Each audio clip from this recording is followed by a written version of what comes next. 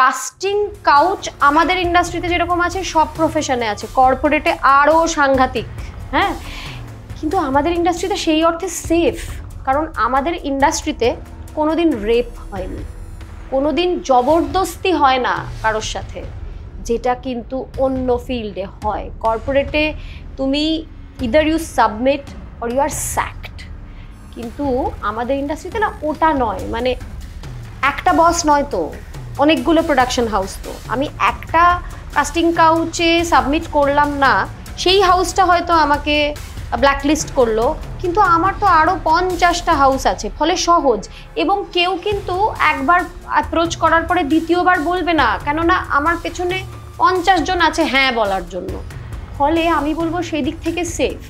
কাউচে আমাদের অসুবিধাটা কি হয়, যারা কাস্টিং কাউচের সাথে তাল মিলিয়ে কাজ করতে কমফোর্টেবল নয়, ধরো আমি নই কমফোর্টেবল, সেক্ষেত্রে বঞ্চিত হতে হয় অনেক সময়।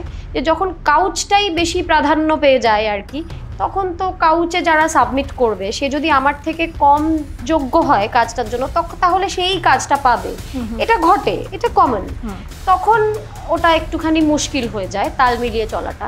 কিন্তু কাস্টিং কাউচের সাথে তাল না মিলিয়েও তো 27 বছর কাটিয়ে দিলাম এবং আমি বেশ খুশি।